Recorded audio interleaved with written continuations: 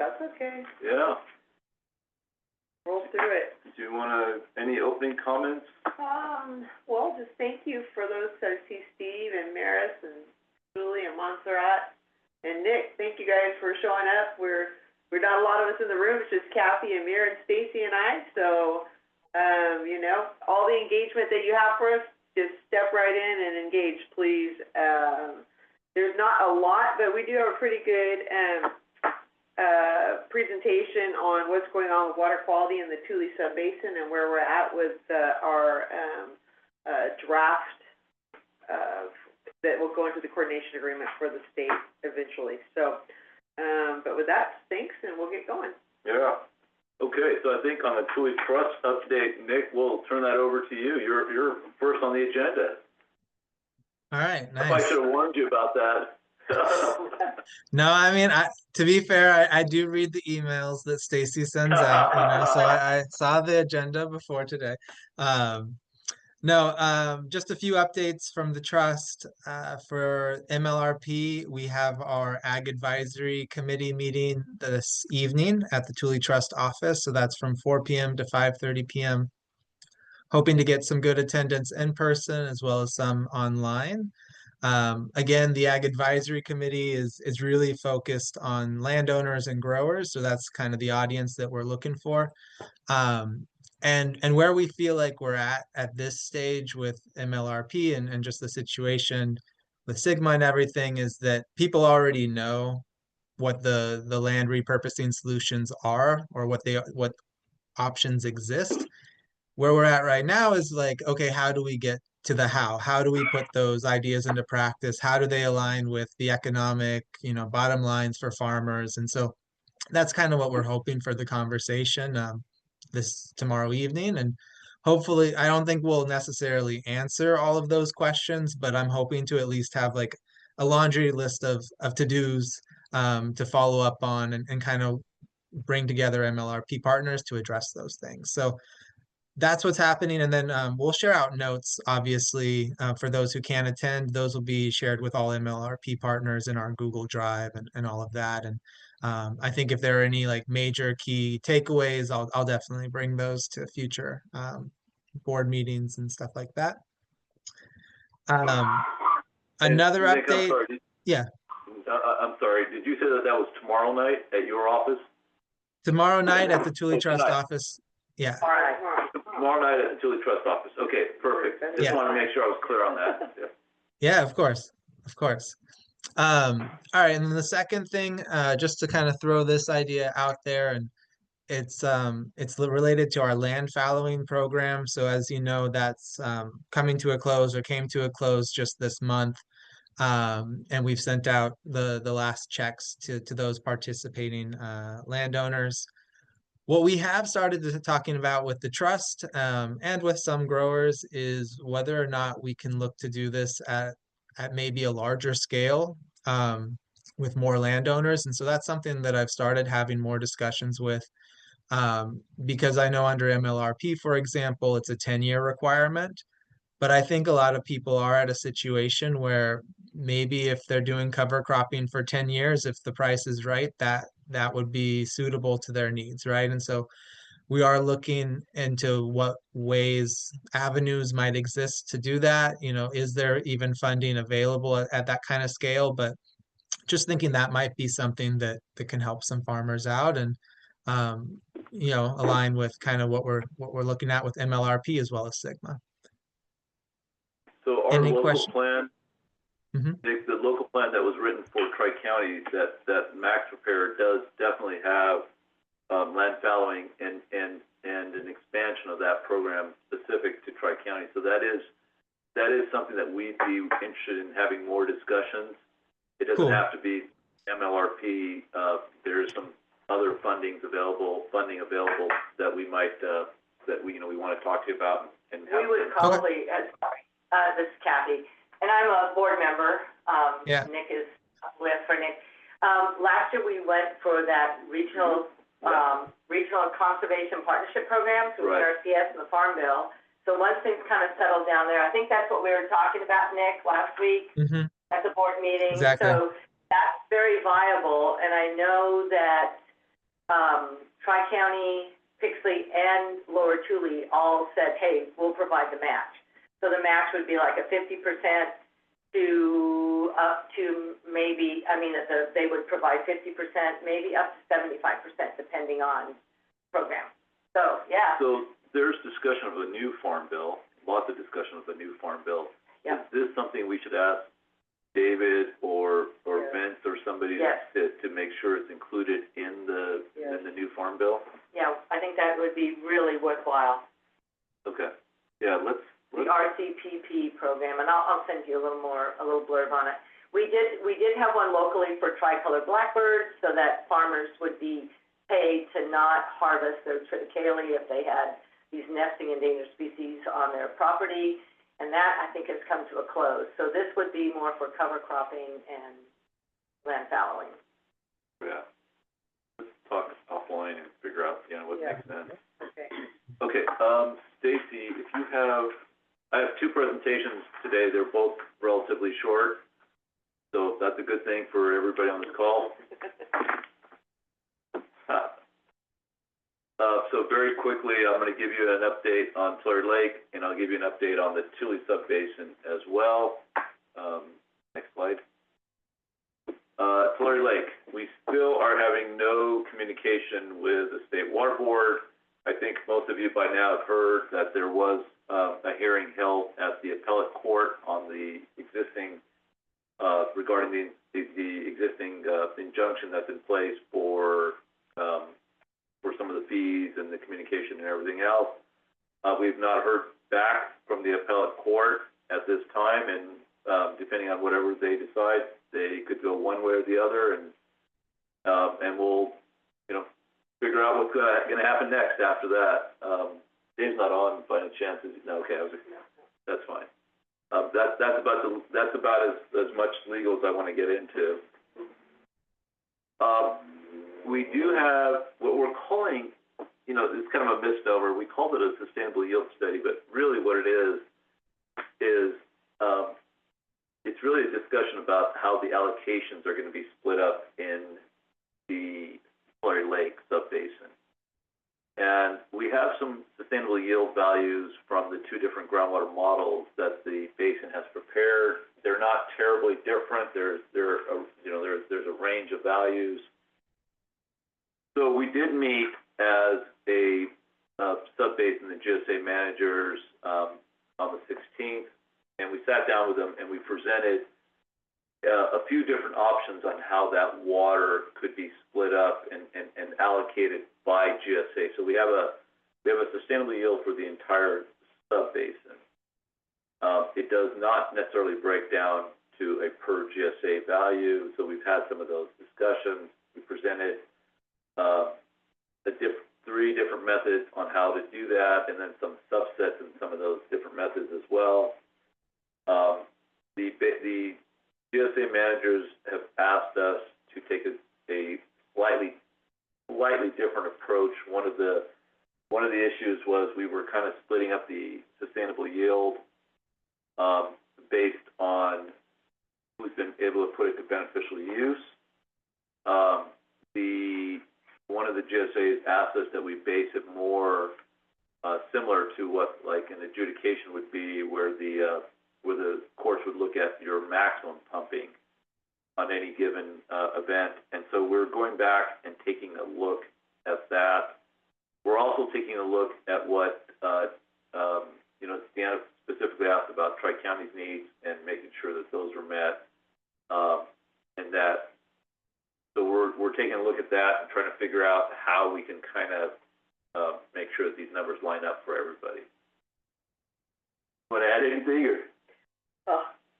That's a nice way of saying there's a couple ways to look at the allocation process in the Tulare Lake subbasin. And there's a large area in Tulare Lake subbasin that doesn't have usable groundwater, of which Tri-County has a portion of. So, there are areas of the subbasin that would prefer that those areas don't receive an allocation at all. And we are looking at that, and we don't want to end up in a situation where we're not coordinated. Right. But at the same time, everybody has to have some consideration. So that's what I would say. So I will say that the meeting was very cordial, and it was not, there was not fireworks or people blaming one another. They were, open to some discussions. So I'm gonna take that as a positive sign about continuing to coordinate and move forward. All right, the other item that was on the table for Tulare Lake was, a coordination of our subsidence values. And one of the things that we've prepared for the GSA managers was what that subsidence values look like across the entire GSA, the entire subbasin. For each GSA, we broke it down into grids. You've all seen those grids for Tri-County. We did something similar for four of the other, 4 out of the 5. We've asked El Rico then to go ahead and fill in their grids and how they want to manage it, with the understanding that they have to match the MTs and subsidence values at the borders of not only the internal GSAs within Tulare Lake, but also the GSAs that and then the subbasins that border Tulare Lake to the east. So they've agreed to do that. They're supposed to get something back to us by our next meeting in November, and then we hope to finalize that, and that will be the final map that we're working with and submitting to the state as part of our subsidence coordination plan as well. We're underway currently on the groundwater annual report for Tulare Lake, and we're working with all of our GSAs to get all the data we need. Our hope this year is to get the data much earlier than we have in the previous years. Yes, it's been a little bit of a painful experience. Some of the GSAs have been delayed in getting some of the numbers to us, which meant some of the reports were not ready until literally the week of it was due on April 1 of next year. And so this year we're hoping to make that a much smoother process and give everybody a chance to review a draft of it. Speaking of annual report, we're also currently doing the semi-annual groundwater monitoring for Tri-County and a few of the other GSAs. We are out there. The one thing that's different this event is we are including collecting water quality samples, and this is in Tulare Lake. So what we're doing is collecting. There were 8 compounds identified in the resolution that put us in probation, and we are sampling for those, all 8 of those in all of the wells that we have access to for the RMS network across the entire subbasin for, the GSAs that are truly participating. So, Yeah, I'll just add to that. That is the case for both the Tule and Tulare Lake subbasins. And the water quality sampling that is required of us is very costly. So Yeah. it is definitely adding to the budgets and to the bottom line. And so it's just a new layer yeah. that we guess was somewhat unexpected, but is So, where we are now. one of the things that you'll see in the presentation on groundwater quality is that we are trying to write it in a way that we sample for all the compounds in all the wells for a limited amount of time, and then we only start to sample for only the compounds that are of concern in some areas, and we get everybody back on a much longer timeline before we have to come back and take all of the samples again. So there are some pretty good ideas that are being floated through, and Kern did something similar, and we all know that Kern is now out and back with DWR. So we're feeling confident. I know I've said this a number of times on Tulare Lake, but without the communication with State Board, it always feels like we're a little bit behind, because we kind of have to see, okay, did they accept this from Kern? Did they accept this from Kauai? They're like, okay, they did. That means we can go ahead and say we're comfortable including that in our plans as well. So there's been a little bit of a holdup, because we're still, the only communication we get is when they talk to someone else. Yeah, that's not ideal. No. All right, next slide. The Tule subbasin. So on the Tule subbasin, we are going to give you an update on the draft groundwater quality memo. That's going to happen as the second presentation today. wanted to let you know that we're still working on a subsidence evaluation that is still ongoing for Tri-County. And then, the subsidence BMPs, you all remember that the DWR had issued draft best management practices documents that we all commented on last month. And, we expect that the state will finalize those by the end of the year.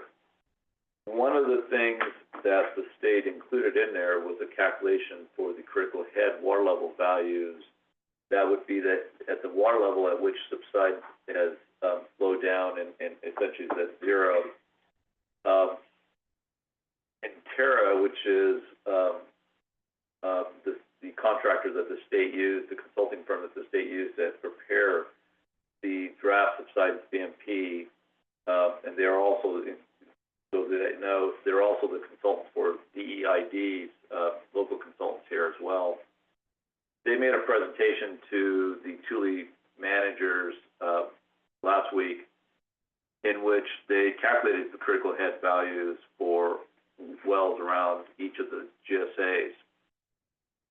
And each of those critical head values was considerably higher than what we have set as the water level based on dry wells.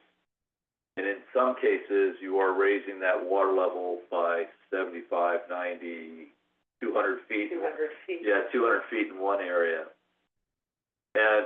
And we were all sitting there watching this presentation, and by the way, they also made it in public at a GRA, Groundwater Resource Association meeting that I was at last week. Public at the Tule stakeholder meeting. Oh, it was public at the stakeholder meeting, yeah. So this is public information, but as we're watching this, it is only DEID's consultants that have done the analysis. The rest of us have not had a chance to fully review it. There is a meeting today at 2 o'clock with Tom Harder, and we're going to have some more discussions on that. I don't think, just so that we're all clear, I don't think that what they did was wrong as based on the initial first cut review. I think, they had to make a number of assumptions. Their assumptions seem, they seem okay based on the data that we have. The question isn't whether the number's right or wrong, quite frankly. It's the reality of saying, okay, are we really going to tell the state that we need to raise our water levels 200 feet or even 90 feet or something else, and set ourselves up for, failure with the state? The BMP, and this was in multiple comments, it was in our comments too, the BMP is exactly that. It's supposed to be a guidance document. It is not regulation. So we have some concerns about all of these issues and what we're going to commit to. So you may hear a lot more about this topic over the next few months as we continue to get into this and exactly how that's resolved. We'll let you know. How was it taken at the Tule meeting? Subbasin, how did that It was pretty quiet. come across? Yeah, the meeting I was in, was it different? I think that there was some concern that of where the information was coming from. Yeah. That's a fair Yeah. assessment. Especially, and I don't mind bringing it up, but especially after that little publicity stunt over in Pixley Irrigation District, which was very upsetting to some of the farmers that I know. And then it's kind of morphed into something where I don't think people really understand what was happening. So yeah, it's causing a lot of emotion. Yeah, I think if you take a step back from that and you just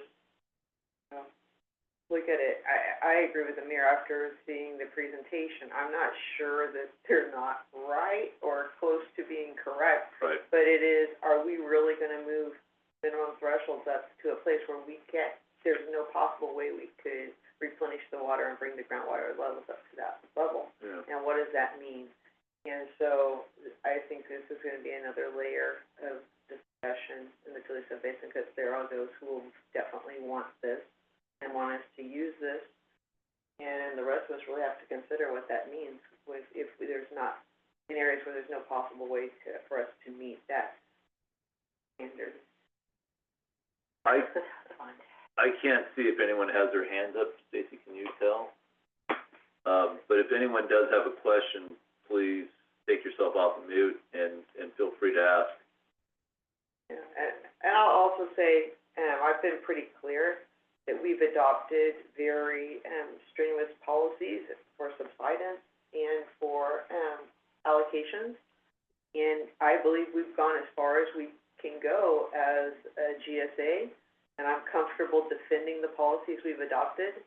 And I don't think that, we should require the landowners to do any more than we're requiring currently. Yeah. That's where I place my stake in the ground, so, Hey, Deanna. yeah. Hey, you got just kind of ask a quick question, you and Mayor, on that. Sure. I guess I would say it would be nice to know the where these levels with the BMPs put us. I guess like it'd be good to know like the worst case for us, right? It's like, hey, what would it impact us if we had to meet these BMPs? So I think knowing that would give us a little better idea too. What does that mean? You know. So. Steve, it literally means we have to raise water level 75 feet in the southeast area of Tri-County. At least. Yeah. Yeah, I think knowing that, I think that is information that will be helpful for growers, and then it'll be helpful as we communicate to others what does this really mean for us. So, like you said, if you're raising groundwater level 75 feet, that means a large area would have to limit extractions. And I don't know if that means 75 feet from a lower aquifer, or are we talking, what are we talking about? Is it raising the pressure there? I don't know. We can share the data, Steve, but that's all it'll be is more concern, and I think our preference is to have some of these discussions before we start throwing a bunch of numbers out there. It is public information. I mean, Intera's documents were public, so we're happy to share those with anybody, but they're not final. We certainly have not accepted them as final just yet. And how they're going to be used is the key issue still. Whether they're right values or not, it's still a question of how we're going to utilize them as a sub-basin. Yeah. Hey, Mayor Brandon here. Yeah, Brandon, go ahead. Sorry. Yeah. Were there values associated in those documents though? Or is that? Were there values? There are water level values, yes. Oh yeah, if you could share that, that'd be great. They're not going to be great. I don't know. I'm trying to warn you guys, they're not great. Oh, yeah. No, but I think to Steve's point, I mean, we can, if we at least have an idea of what the numbers are, I mean, we and look at our own data. I mean, I'd imagine we'd be able to figure out what's realistic and what's not pretty quick. Yeah. I call it a death by 1,000 cuts. I think we like to know the worst case, right? Where are we at? And then we can work back from there. And it helps us in educating others in the basin, and it helps us to deal with this reality that we're in, right? Yeah, the information's all public. So I agree with everybody, though. This would be the death knell for us, but I mean, I think it's better to kind of know what does that mean. I mean, we have one agency in the basin who's going to put this out there ad nauseum. They're going to keep talking about the fact that the water levels have got to come up, right? So, yeah. I mean, hey, let's understand what does that mean for us? Yeah. We can get that. I mean, Sure. Yeah.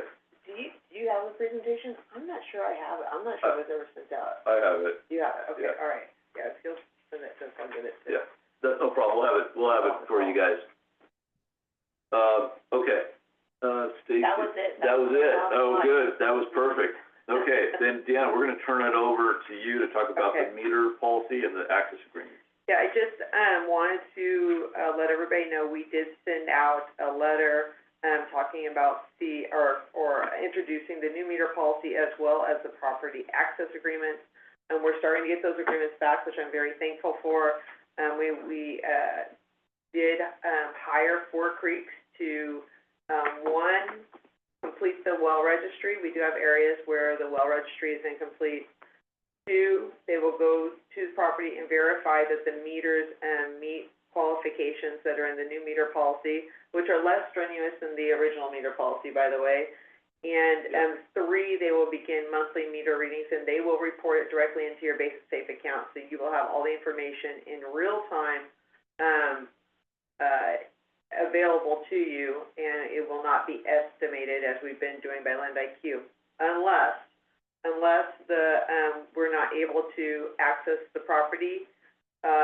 Then we will be using LendIQ with a 20% penalty to that, so that we can try to move people to meter readings. I think in the long run it's going to be much better for us, and it will certainly alleviate the problem of the estimated water use, which sometimes people are happy with and sometimes people don't feel is correct. So I'll be happy to have better data available for both landowners and for Tri-County. And it also is imperative for us to implement the subsidence management policy. In the long run, we'll have to get there. So it is also required by the state, so we're not asking you to really do anything different that's going to be required by the state. With that, I should say that we did submit for exclusion from reporting and fees, and I'm hoping to save you from that, but, and I've said this many times, I don't think the state is going to be very motivated to exclude people in Tule Subbasin, because frankly they have to, they're required to cover their costs, and the Tule are the only, really the only subbasin available to recover those costs from at this time, rightly or wrongly. And so, you know, Pixley, Lower Tule, Tri-County, Teapot Dome, Sausalito, we've all requested these exclusions. But if the state excluded everybody, then who would be left to cover the cost? So I don't know. I think we made a good case, and I think we've done everything we can to manage groundwater. And we have a path to sustainability, and I don't know what more they could ask for us. But I am going on a tour to talk to State Water Resource Control Board members and to explain that you know, that what we've done, what we've accomplished, where we're going, and we'll see what happens. But that's where we are. And I know that I think Brandon has some questions on maybe the meter policy or the access agreement, and I'm happy to take any of those questions between Amir and I. Will try to figure out what you need. Well, thank you for just handing that right over to me, Deanna. Yeah, no, at one point we had talked about, oh geez, let's see if I can, so, you know, for us, we do annual testing on our pumps, right? And we bring in a third party vendor to do that, and we get the reports.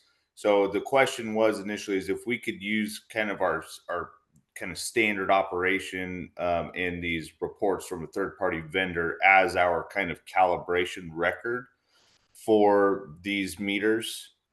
You know, the a little more detail on that. The third party vendor, obviously they have their own device that they are plumbing into the well at that rate, and to get their own readings.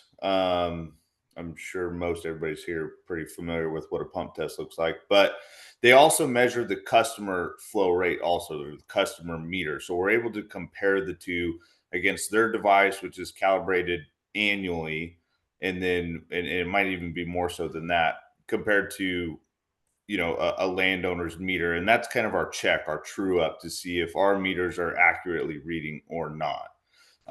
So again, just with it being kind of a standard operation, you know, for us in our business, you know, instead of bringing in, you know, and we've seen this elsewhere where you have to contract somebody else to come in, do the calibration specifically, that type of thing. And God forbid your meters are off, you have to send them off to get calibrated. It adds up quick. You know, I mean, to bring somebody out, and I think Austin's on here, but even just for them to send it off to the factory for calibration, it's $1,000 minimum, you know, per meter. So just whereas the pump test it's a couple $100. So yeah, Brandon, we're very open to having those discussions and taking a quick look at some of the data that you're going to provide. And I think we would be open to certainly allowing that and saying that meets the calibration. But I think just taking a quick look at some of that data and then being able to have that conversation, and that applies to everybody on the call. I know Brandon's group has some very specific data sets, but if anyone else on the call has something that they'd like to bring in, I think, Wright County is open to all of that. Okay. So what is that? Do we just need to set up a separate meeting with you guys, or what are you thinking? We have it set up for next week. Yes, Brandon won't be there, Oh, but Maris will be there. yeah, Brandon, set up for next week on Tuesday. Tuesday. Yep. Yeah. Okay. Well, we'll circle the wagons on our end, and I'll Maris will be there. So Yeah. I think we can work through it. Yeah, I have Okay. all Yeah, those no, we're- calculations. Oh, sorry. I was going to say I have all Yeah, that data ready to share with you guys for that meeting. So Yeah, we're very open to this. perfect. Thank you. Yeah. Brandon, did you have anything else on the meter policy? Was there other concerns? I think that was the main thing. Okay. Our other ones had we've kind of talked about and actually have been addressed. So no, I think we're good at this Okay. point. Thank you. Excellent. I was going to step back just for a second, go back to Deanna mentioned that we had submitted the exclusion request. And as part of that, the state water board staff had asked us about how our draft GSP now matched up with or the resubmitted GSP would match with the draft subsidence BMP. So there was a letter, a separate standalone letter that was included in there where we went through and said how we're meeting the requirements of the draft subsidence BMP. It did not specifically deal with the critical head issue, but it did talk. The critical head issue is one calculation of, hey, this is the water level you need to be at. But then the whole rest of the document is focused on all the steps that you take to achieve that water level. And what we showed them was we are already doing the vast majority of those steps that they themselves recommended, and to reduce and minimize subsidence. So that was the kind of the approach we took. And the fact that it was still a draft document, you were asking us to commit to a draft document, so we had a little bit of heartburn about that. But I did want to just close the loop to show you that we are addressing these concerns about the subsidence issues with the state water board as well. Okay, Deanna, anything else? No, I don't think so. All right, then Stacy, we're going to jump into the water quality presentation.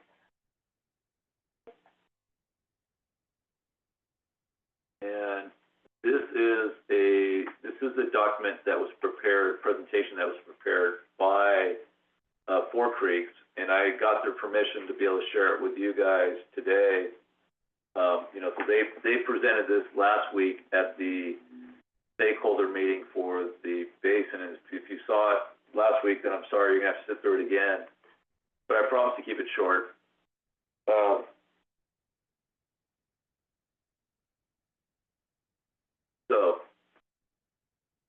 A couple of things that specifically talked about water quality was we were trying to define exactly what the undesirable results and how those are defined and quantified, identify exactly which compounds we're going to be sampling for and how the sampling is conducted. Any indicator constituents, meaning if you have compound X, you're likely to have one of the COCs.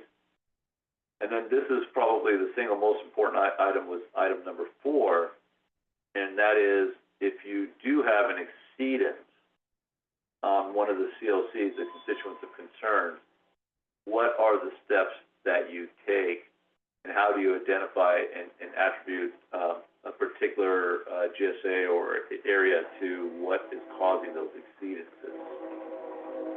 All right, next slide. So first thing was how you're going to quantify what and define what we mean by undesirable results. And it was defined in 2 ways. in any one water year, if 33% of the RMS wells experience exceedance, or annually more than 5% of known domestic wells have confirmed exceedances, or 15% of domestic wells across the subbasin. So 5% of any GSA, or 15% of the entire domestic wells across the subbasin. So these are all of this. What you're seeing is still working draft. Please make sure that we keep that in mind. That there may be some additional tweaks to any of this, and so this is where we're going. We're having the basin continues to talk to the state board about it as well. And then the third item, of course, is cumulatively. So any given year, what are we looking at? And then cumulatively before 2040, if 10% of domestic wells have exceedances, or 30% of them are impacted. So there's a lot of little steps, and you can tell this was prepared by a committee, because anytime you end up with multiple steps like that, it sounds very much like a committee put it together. But there's a number 4 there. There is a number 4 coming up. Yeah. All right, let's go to number 4? Yeah. Okay. And the number 4 is if you are unable to mitigate any of those impacted domestic wells. So the number of wells impacted any given year, or any given event, any given year, cumulatively between now and 2040, or number 4 is, hey, we just can't mitigate the domestic wells that are impacted. Then we would be looking at all of these as undesirable results. It's fairly, again, this is ongoing discussions with the state board, asking us to quantify all kinds of different possibilities, and that's how you end up with all of these different criteria that you have to meet. Yeah, I was just going to say, Amir had said from the beginning, the state board is very focused on water quality issues, which is something that we hadn't really thought a lot about out here, particularly in Tri County, because we're mostly agricultural wells, not a lot of domestic wells. But the state's very focused on it, so if you think this is kind of overkill on several results, it's because this is a big focus of the state, and so we had to make it a big focus, and it's taking some time to work through. Yeah. So the obviously, as you all know, it's in the name of the organization, but the State Water Quality Control Board is focused on water quality, right? So this was not a surprise that this is all well in their wheelhouse. And they have lots of questions and comments on each one of these. So we're trying to get there. All right, Stacy. Then we had to change our minimum thresholds and our measurable objectives for water quality. And what you see there on the constituents, the COCs that I mentioned earlier, the constituents of concern, these were identified by the state in their, they were identified by the state in their memo or resolution that put us into probation, the Tule subbasin into probation. And so we use the same list. I will tell you that list is not the same for Tulare Lake. At least it's not the same right now for Tulare Lake. And these are the compounds that we're currently sampling for. The MTs and the measurable objectives, the MOs, are set at the drinking water levels for each of those compounds. And that's why you see those numbers. So arsenic is set at 10 micrograms per liter, and nitrates is set at 10 milligrams per liter. So obviously, you have to pay attention to units and everything else. The PFOS one is always going to be a challenge. And total dissolved solids is based on taste and the secondary standards for the MCL. I should know this, but why aren't we using this in Tulare Lake? What are we using as the standard? we're using the same standards as the MCL standards. Uh-huh. It's not the same constituent list. Oh, okay. Yeah. Very good. Yeah. Yep, no, it is the same standard. Okay. So that's, the constituents were set by the state, that's how that list was made. And then we've made the decision to set it to the MCL, which is what Kern and Kauai did as well. All right. We talked about the COC selection and sampling approach. So this is how we basically are going to monitor the compounds of concern. That was the same list that you just saw. It also starts to say, hey, how often are we going to start to sample some of these things based on which standard we're using, the aesthetic or the non-health standards.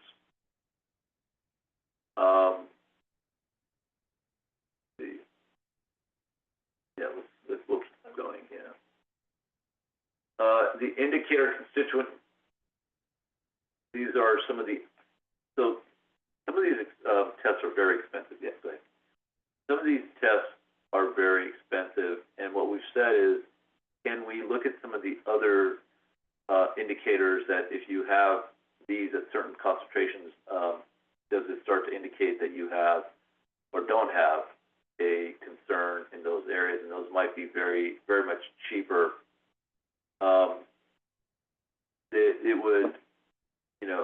It would significantly save some of the money, and we can use that in between to show that, hey, things aren't getting, water quality is not being impacted or changing in some of these areas. So that's, again, the indicator compounds, and that discussion is kind of ongoing.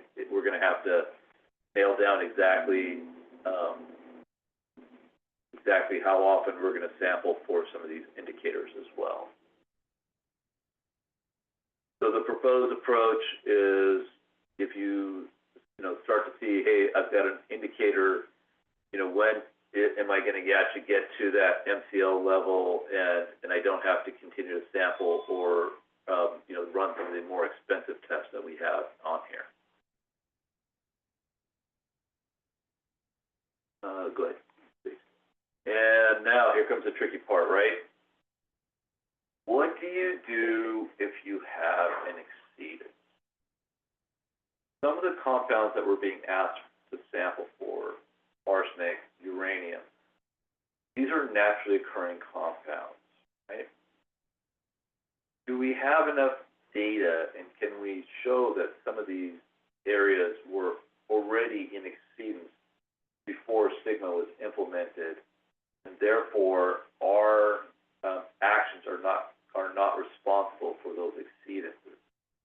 And we've been going back and forth because, as I said, in some areas we have data, in other areas we don't. Some of the deep wells, we have data because we have municipal wells and other data sets that are sampled on a more regular basis. And we have some history, but we don't have that everywhere. So you can kind of go along with this flow chart here. If I should have printed this out much, so I can actually read it. The other thing about getting old, right? Okay, so if you start from the top there, you look at it and you say, okay, does the MCL is exceeded at the representative monitoring location? And if the answer is no, that's easy. You continue in the green box and it just says continue regular monitoring.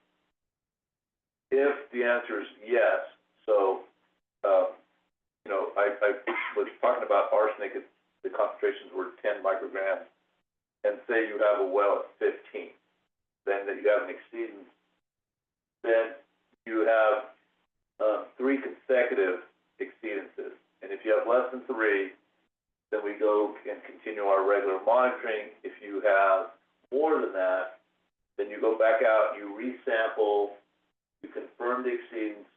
Okay, the answer is yes to that. Continue down, and then you start to notify domestic well owners within a 3-mile radius. Now, the 3-mile radius, how was that picked? And it was picked out of thin air.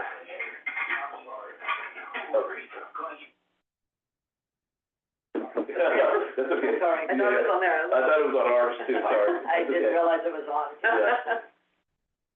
So then, the 3 mile, as I was saying, we went back and forth with it should be 3, 2, whatever.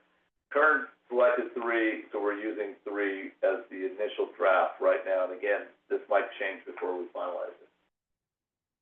And then we start to look at what's causing it and who's responsible for that. And is the reason for that exceedance caused by GSA activities? Now, what do I mean by GSA activities? And this is the tricky one, right? The GSA activities, we only control one thing, and that is groundwater pumping and allowing groundwater to be pumped and there's a change or a decrease in water levels. Can we say that this exceedance is caused by that water levels dropping in the area? And if the answer is yes, then we look at, proceeded mitigation, or we start looking at having to test more wells in the area and starting to see if this is truly a widespread issue, or is it limited to only a few domestic wells in the area? So the exceedance policy, and again, as I said, this is where things really start to become expensive. You're looking at a whole bunch of resamples, and you're looking at a whole bunch of consulting in time, which, as Deanna will tell you, can get very expensive. And again, we haven't actually implemented this yet. So what it's going to cost and the issues that we're going to encounter. I would fully expect that whatever groundwater quality policy we end up putting in place is going to be modified over time, and it's going to change over time as we start to get more information and we start to learn, we start to see how well this actually works in real life. All right, I think there's one more slide. There's a couple. Oh, there's a couple. Okay. I'm not going to walk you through all of this. It's very similar to what we talked about, and it's trying to figure out, is the impact caused by the GSA activity? And of course, one of the first questions is, has this impact been there before SGMA, or was it something that occurred after SGMA? Next slide. Oh, this is for the representative monitoring site. This is the wells that we're sampling, and it goes through and it talks about the number of wells, RMS wells in the sub-basin, which is 49. And then if how many of those, if you went in a 3-mile radius from all 49 of those locations, how many of the known domestic wells that we have are covered? And it looks like it's 99%, approximately within that 3-mile radius. So we can feel comfortable that if we went to the 3-mile radius, we would have those domestic wells covered by the RMS network. And this is a graphical representation of some of this. And again, all of this was presented by Four Creeks in that last meeting. And so if anybody does want copies of any of these slides, we're happy to provide that. One more. Oh, Yeah, that's yeah. it. All right, questions on any of the water quality issues? It's still an ongoing issue, so we would be happy to take any of your questions, concerns, or comments back to the group. I believe our next meeting is scheduled for this Friday.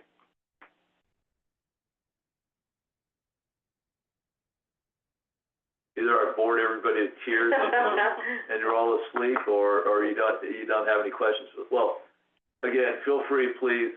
If anybody does want these slides, we're happy to share them. You can take a look at them in more detail. It doesn't sound very exciting, but the trouble is this can be very, very expensive in a hurry. And this is very much in the State Water Board's wheelhouse. And so they're very comfortable and they know the regs inside and out, and they will focus in on this very much, way more than what we think is really SGMA related issues, which is water levels and subsidence. for State Water Board staff, this is what they do on a day-to-day basis. So, my only concern here is that they will continue to require and expand those requirements, and that will then continue to increase our costs and expenses and time and everything else that we need to focus in on. All right. That was gonna be my question, you know, having worked in the regulatory area in my life, but how does, you know, my question was, how is Sigma gonna be integrating with these other PV salts, irrigated lands? Are you guys eventually gonna be the go-to, the ones that are gonna have to enforce this, they're gonna have to do, I mean, that's more of a rhetorical, Right. because I know we don't have an answer, but having seen it over the many years I've worked in this arena, that things just kind of expand outward. Yeah.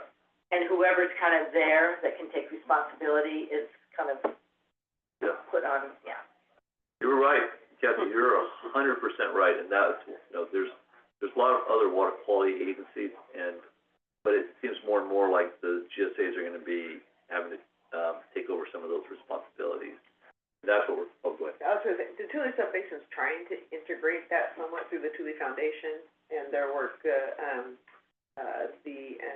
nitrate zones. They're really trying to put something together where we're working together in sampling, and then depending on which agency it affects, they pay the majority of the cost for that, but we're doing it together.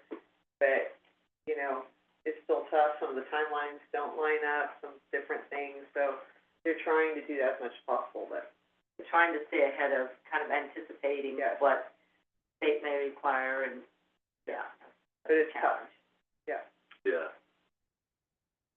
The water quality, it's gonna be a challenge moving forward. Kathy, it's gonna be, it's a challenge. Yeah. Okay, let's talk about upcoming meetings. Next, November 6th at 1 is the board meeting here in Corcoran, in the offices here. Again, they're open to the public, so we encourage everyone to come in and talk to the board. And then our next meeting is scheduled for November 19th, and we've moved it up a week because of Thanksgiving. So, 10 o'clock here, and hopefully the weather will be a little bit nicer, and all of you will feel the need to drive to Corcoran and come and visit us in person. If there are any questions, otherwise we'll let everybody get a half hour of their day back, which I'm sure won't break anybody's heart.